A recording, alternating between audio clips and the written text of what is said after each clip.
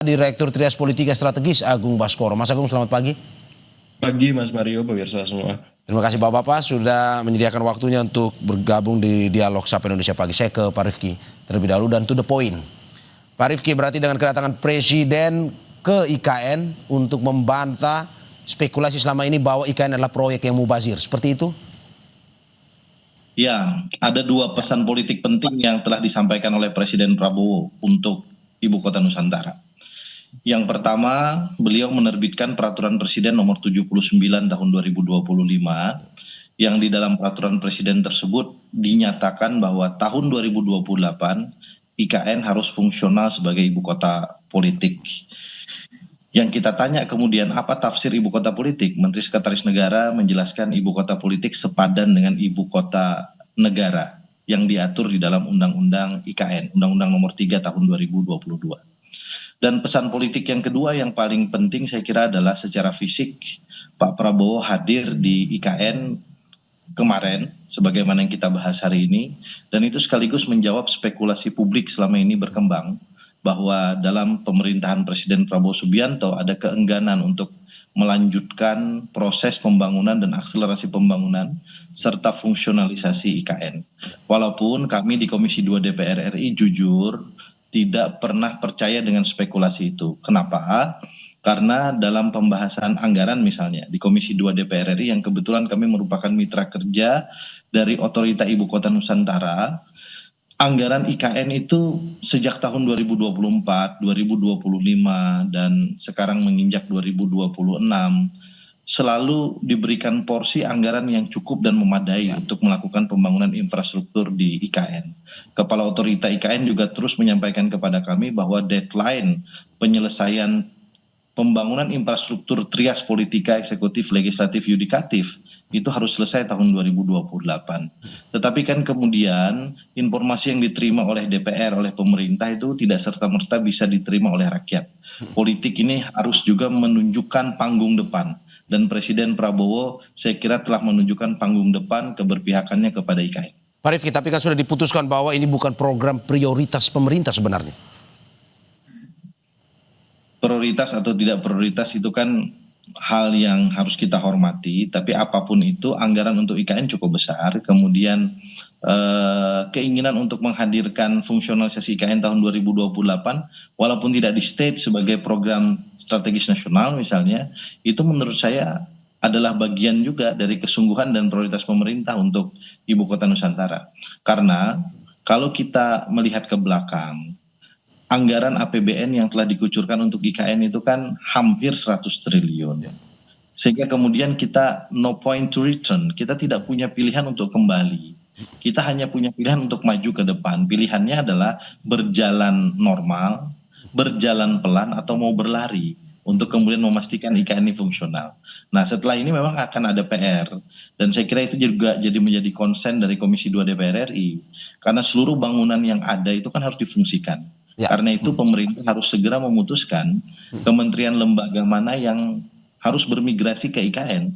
Kemudian juga menteri-menteri mana, dirjen mana, direktur mana yang paling urgen untuk kemudian memfungsikan IKN. Karena kalau tidak, sepakat dengan Mario, IKN akan menjadi proyek yang mubazir.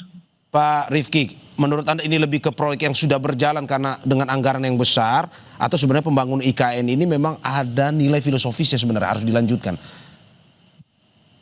Dari seluruh kota di Indonesia inilah kota pertama dan satu-satunya yang kita bangun sejak awal. Ya. Yang dibangun 100% oleh tangan anak negeri. Yang tidak ada campur tangan baik desain maupun sentuhan peradaban dari kolonialisasi. Dan karena itu saya kira kita harus bangga memiliki Ibu Kota Nusantara.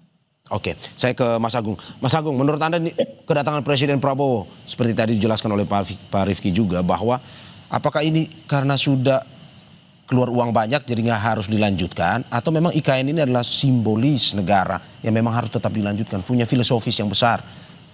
Iya, jelas Mas Mario ya. Kita tahu mindset Indonesia sentris itu akhirnya dilanjutkan oleh Presiden Prabowo karena memang ini harus menjadi program negara, bukan lagi program dari presiden yang satu ke presiden yang lain. Dan saya cukup apresiasi, cukup senang IKN dilanjutkan sehingga mindset Indonesia sentris itu terus dipahami oleh semua. Memang kita harus menjadikan pembangunan ini untuk semua, untuk seluruh provinsi, untuk seluruh rakyat semacam itu. Jadi ketika kemarin Presiden mampir turun dengan helinya, kemudian mengapresiasi ya ketua otorita dengan segala segenap pengurusnya, saya kira itu hal yang patut kita banggakan dan apresiasi, dan harapannya ya pembangunan IKN bisa lebih baik dari waktu ke waktu, walaupun memang ya dilanjutkan tapi memang bukan prioritas semacam itu karena anggarannya tidak sebesar di masa Presiden Jokowi. Tapi yang jelas sustainability ini penting ya.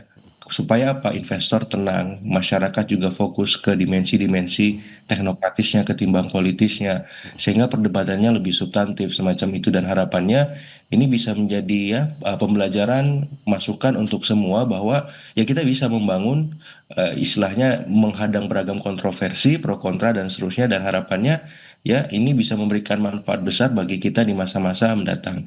Yang kedua, yang paling penting ada manajemen kesan yang ditampilkan oleh Presiden bahwa beliau ingin stabilitas politik di antara ya para presiden itu terjadi ya. Yang saya sering mengatakan istilahnya balancing of power antara pendukung lama, pendukung baru, narasi yang berkembang di depan maupun di panggung belakang. Supaya apa? Supaya kita tidak lelah dengan hal-hal yang kontraproduktif. Ya, karena kita ingin ya pembahasan soal IKN ataupun proyek-proyek peninggalan Presiden Jokowi itu bisa ya diharapkan manfaatnya secara substantif ya, bukan kontroversinya, bukan hanya IKN ya, kemudian WUS ataupun bandara-bandara yang belum maksimal operasionalnya, tapi yang jelas dengan pola kepemimpinan Presiden Prabowo semacam ini, saya yakin ya balancing of power itu bisa terbentuk, terjadi, dan harapannya bisa membuat komunikasi Presiden Prabowo dengan para presiden yang lain itu semakin optimal. Sebenarnya adalah bagaimana melihat apa ya IKN ini sebagai sebuah project untuk memastikan ya narasi-narasi kita soal keberlanjutan itu memang benar-benar efektif berlangsung. Apakah soal misalkan tata kelola kota masa depan yang futuristik, kita punya bayangan gitu. Kemarin saya lihat ya di Instagramnya Mas Wamen, Mas Bima Arya, air kerannya bisa diminum, Mas Mario. Ya, Ya ini ya, kan ya. bisa. Nah, bagaimana ini bisa dikembangkan di kota-kota besar lain supaya apa air kerannya bisa diminum? Tap water itu Kita ya. nggak. Iya, iya, iya. Iya, Iya, iya. terus kemudian kota yang futuristik, ya semuanya terintegrasi. Pertamanannya, kemudian pembangunan transportasinya. Nah, saya ingin melihat bukan hanya di IKN, tapi kota-kota kita juga seperti itu, sebagaimana Oke. kota-kota di luar Oke, negeri. Mas Agung, berarti Anda juga menekankan bahwa ada perlunya menjaga stabilitas politik ya dengan melanjutkan legasi Pak Jokowi ini. Persis, persis. Ini penting ya, balancing power itu supaya tidak ada dinamika di antara para pendukung maupun di publik sendiri yang selama ini melihat dimensi politiknya lebih kuat, padahal kita harus fokus ke dimensi-dimensi teknokratisnya, bagaimana IKN bisa bermanfaat, seperti itu. Oke, dan menurut Anda apakah memang semua partai misalkan perlu mendukung keberlanjutan stabilitas politik ini termasuk juga Nasdem? Otomatis Mas ya, kalau kita ingin membangun syarat stabilitas itu utama ya. Kita nggak bisa membangun kalau stabilitas di dalam negeri aja tidak maksimal ya. Karena di luar negeri geopolitik geostrategisnya lagi rentan, Ya. ya ketidakpastiannya besar. Jadi kita harus benar-benar memastikan elit kita, masyarakat kita solid ketika Ya. pemerintah membangun menjalankan Oke, program-programnya. oke. Saya ke Mas Rifki. Mas Rifki, Nasdem pun juga harus menjaga stabilitas politik dengan mendukung IKN, kalau kata Mas Agung. Menurut Anda? Ya, Nasdem kan sudah mendeklarasikan diri sebagai bagian dari pemerintah, kendati memang kami sampai dengan saat ini belum memasukkan kader kami di dalam kabinet pemerintahan Prabowo Gibran sebagai menteri maupun wakil menteri. Tapi kemudian komitmen kami jelas kepada pemerintahan ini. Kami saat ini di DPR punya 69 anggota fraksi Partai Nasdem. Kami diberi amanah untuk memimpin 3 komisi di DPR selain saya. Kami juga memimpin Komisi 9 bidang kesehatan dan kesejahteraan, kemudian ada juga memimpin Komisi 13 bidang implementasi dan penegakan hukum. Dan karena itu seluruh energi Partai Nasdem selalu kami curahkan untuk memberikan dukungan kepada pemerintahan ini. Bahwa Partai Nasdem pernah secara resmi dan bahkan satu-satunya partai politik yang memberikan pernyataan terhadap keberlanjutan pembangunan IKN dengan memberikan 2 opsi yang ekstrim. Opsi yang pertama adalah melanjutkan dan memfungsikan dengan memberikan usulan wakil presiden dan beberapa menteri untuk segera berkantor di IKN agar berfungsi dengan baik. Dan opsi yang kedua, daripada mubazir, diserahkan asetnya kepada pemerintah Provinsi Kalimantan Timur, dan pemerintah harus berani juga menyatakan bahwa IKN tidak jadi prioritas, bahkan kita tutup episode tentang IKN. Tapi kan kemudian 2 opsi ini dipilih adalah opsi yang pertama, opsi untuk melanjutkan. tidak lama setelah itu, mungkin 1 bulan setelah pernyataan resmi Partai Nasdem, pemerintah mengeluarkan peraturan presiden nomor 79 tahun 2025 yang menegaskan keberadaan IKN sebagai ibu kota politik tahun 2028. Di sisi yang lain, kami di Komisi 2 DPR RI juga menerima rancangan APBN dari pemerintah yang kalau di Komisi 2 kami punya 11 mitra kerja dan IKN ini paling gede anggarannya dibanding mitra kerja yang lain gitu, dan itu menurut kami menunjukkan bahwa pemerintah ada kesungguh-sungguhan, dan bagi Partai Nasdem apa yang telah kami sampaikan menemukan tujuannya, karena tujuan kami walaupun agak sarkas memberikan opsi yang kedua, sebetulnya kami pasti ingin mendukung opsi yang pertama, kira-kira begitu. Oke, saya ke Mas Agung. Mas Agung, ini masih pembicaraan terkait dengan IKN, terutama soal finansialnya, di mana finansial untuk IKN ini lumayan cukup besar, di mana Presiden Prabowo juga dengan program-programnya punya program prioritas yang juga membutuhkan dana yang cukup besar. Menurut Anda apakah IKN ini tidak terlalu memakan banyak dana untuk pada akhirnya fokus ke IKN dan bisa mengganggu program-program lain, atau bagaimana menurut Anda? Iya, kalau ditanya apakah ini prioritas atau tidak dibanding program populer seperti makan bergizi gratis, sekolah rakyat, ya, kemudian koperasi desa kelurahan merah putih, atau cek pemeriksaan kesehatan gratis, saya kira anggaran IKN tahun ini hanya 6 triliun kalau saya tidak salah. Jadi sangat kecil, Mas Mario. Dilanjutkan, tapi bukan prioritas. Ya, dilanjutkan, tapi juga dengan gaya kepemimpinan Presiden Prabowo. Ya, jadi kemarin saya dengar juga ada redesign, refungsionalisasi beberapa hal yang itu disesuaikan dengan aspirasi presiden. Jadi ada syarat dan ketentuan atau catatan khusus dari presiden terhadap kelanjutan program IKN. Jadi saya melihat reframing soal itu yang mengungkap, dan harapannya memang bisa membuat ya Presiden Prabowo lebih optimal memanfaatkan IKN. Jadi kalau kemarin ya kita tahu ini menjadi warisan atau legasinya Presiden Jokowi, tapi kemudian ketika masuk di masa Presiden Prabowo, IKN disesuaikan karena orientasi program pembangunan pemerintah kan hari ini fokus ke non fisik ya, khususnya pengembangan manusia, kualitasnya, dan seterusnya. Jadi berbeda jauh dengan Presiden Jokowi yang fokus di fisik, ya infrastruktur. Kita tahu ya jalan, jembatan, irigasi, dan seterusnya dibangun besar-besaran. Di masa Pak Prabowo sebaliknya ya, beliau ingin fokus bagaimana sumber daya manusia kita siap menyongsong apakah Indonesia Emas 2045, Indonesia Maju, dan seterusnya. Dan saya kira sah-sah saja ya, setiap pemerintahan, setiap presiden punya fokus masing-masing, dan harapannya ini tidak kemudian memutus mata rantai keberlanjutan itu, continuity ya, karena keberlanjutan itu, keberlangsungan ini harus terus. Jangan sampai nanti setiap pemerintah, setiap presiden ketika ada program yang memang sedang berjalan tidak dilanjutkan, ini menjadi presiden negatif juga bagi ya elit kita, publik kita. Jadi ketika ini dilanjutkan, saya kira sudah sebuah kemajuan yang luar biasa, karena di masa-masa sebelumnya seringkali ya ini terhenti karena satu dan lain hal, khususnya karena pertimbangan-pertimbangan politis tertentu, sehingga ya akhirnya muncul di publik kan akhirnya masalah pro kontra dan kontroversi yang tidak produktif, dan ini diputus rangkaian itu, dan harapannya ini bisa menjadi tradisi atau warisan baik kita kepada generasi kita berikutnya, pemimpin-pemimpin kita selanjutnya, bahwa apa? Bahwa ya nenek moyangnya, pendahulu-pendahulunya itu punya legacy positif ya, apapun program baik dari pemerintahan sebelumnya dan akan dirasa bermanfaat untuk semua ya akan dilanjutkan, dan saya kira ini ya kita dukung semua seperti itu. Oke, saya ke Mas Rifki. Mas Rifki, anggaran tidak ada masalah untuk melihat pembangunan IKN ini? Gimana, Mas? Anggaran, soal anggaran tadi seperti yang ditanyakan kepada Mas Agung. Ya, kami kalau APBN itu kan rancangan APBN-nya dari pemerintah, kami menerima dari pemerintah. Target penyelesaian pembangunan infrastruktur legislatif yudikatif sampai 2028 itu totalnya 48,8 triliun. Betul, APBN murni 2026 ini hanya 6 triliun.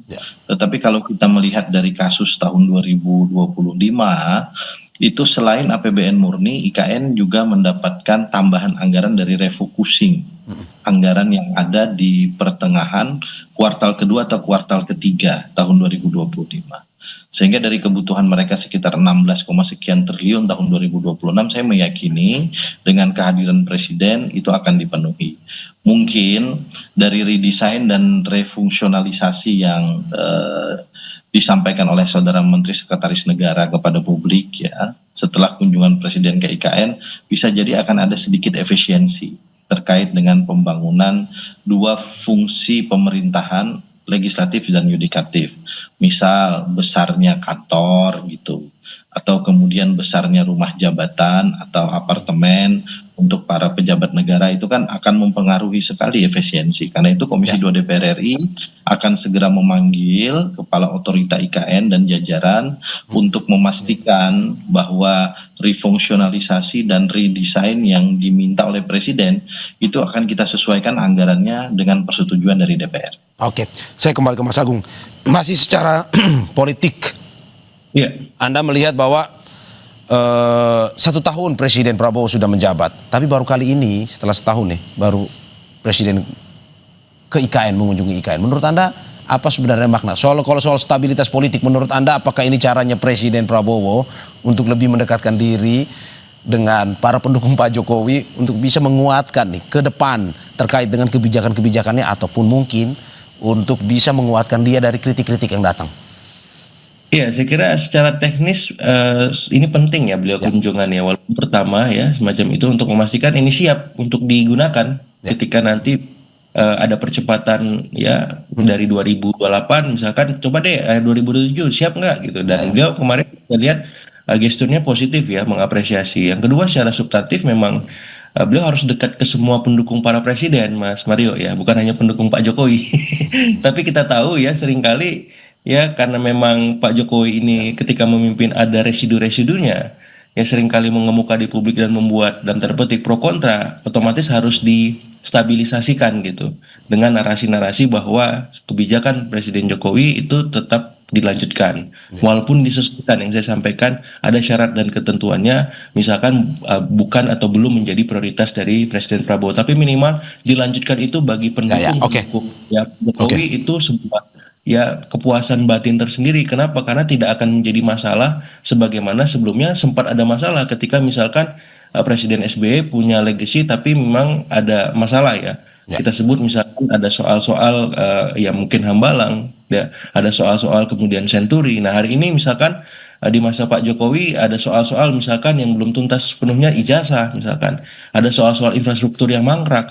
Ya, nah ini bagaimana? Nah Pak Prabowo saya lihat ingin ya masalah-masalah itu tidak terlalu muncul sering di publik dan mengganggu konsentrasi beliau membangun. Dan saya kira itu Mas Agung, masih jauh, tetapi apakah kita bisa bertanya sekarang, mungkinkah dengan isyarat kedatangan Presiden Prabowo ke IKN ini bisa kita lihat sebagai cara untuk mungkin saja menggandeng Mas Wapres Gibran kembali di 2029?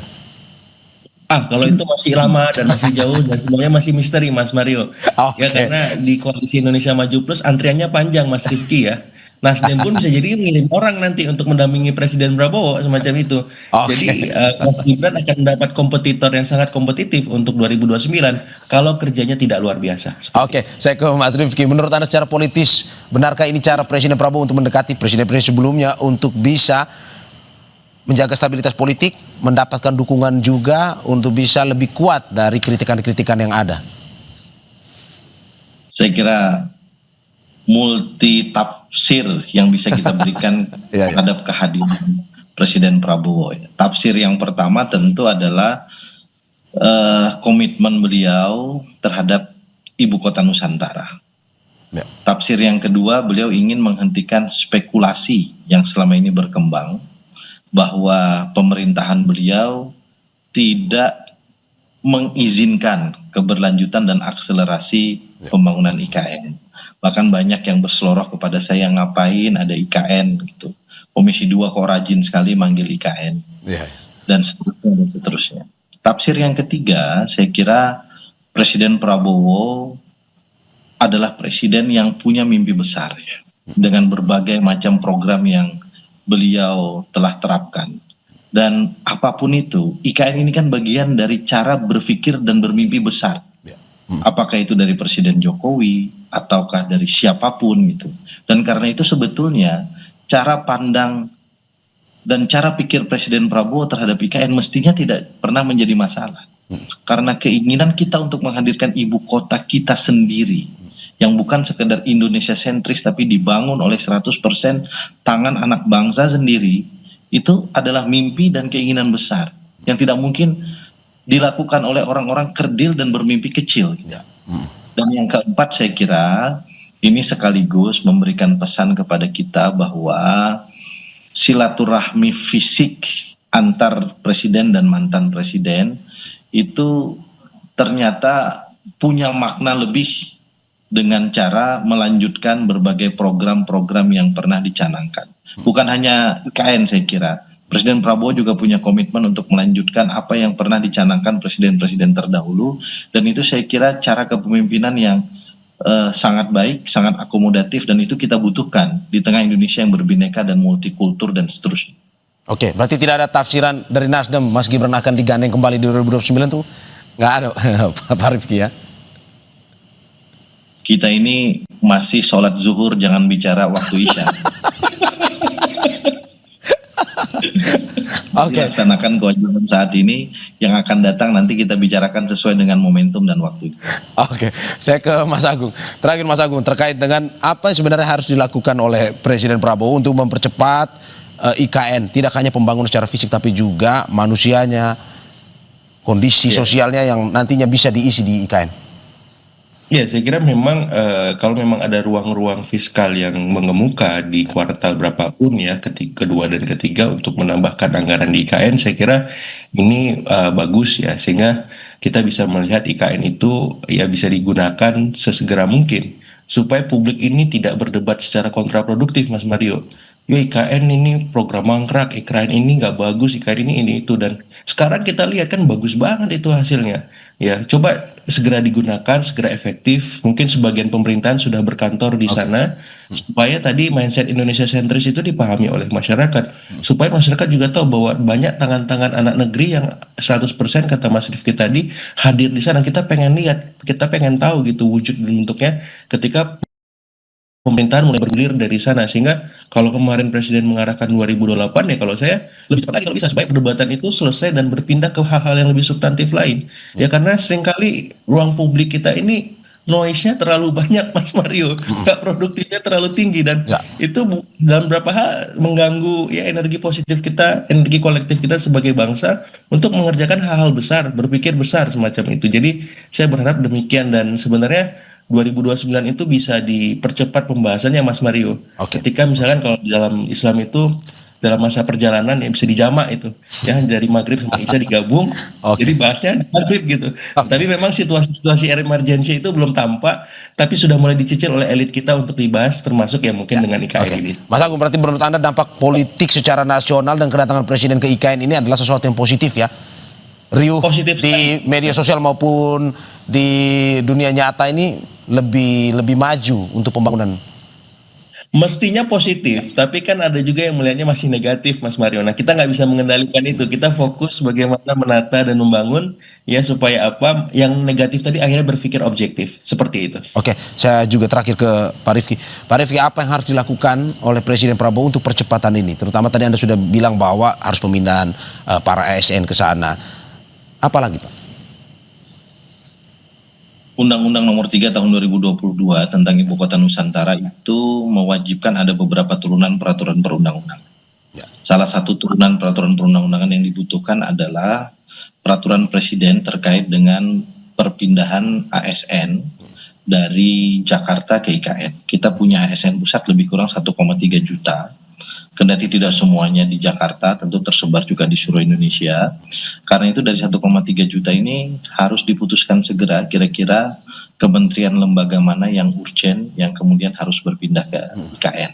Kami menyarankan Wakil Presiden segera berpindah ke IKN tahun 2026 ini, diikuti oleh beberapa wakil-wakil menteri dan beberapa dirjen serta direktur yang fokus juga pada penyelenggaraan program-program prioritas nasional, misalnya ketahanan pangan. Ketahanan pangan itu rata-rata areanya kan ada di tengah dan timur Indonesia. Nah, karena itu kalau kemudian Wakil Presiden diberikan kepercayaan untuk mengontrol, memastikan implementasi proyek ketahanan pangan, cetak sawah dan seterusnya melalui IKN, saya kira itu positif. Sekaligus juga ingin menjawab ketimpangan pembangunan Barat, Tengah, Timur Indonesia yang selama ini menjadi isu yang tidak pernah selesai.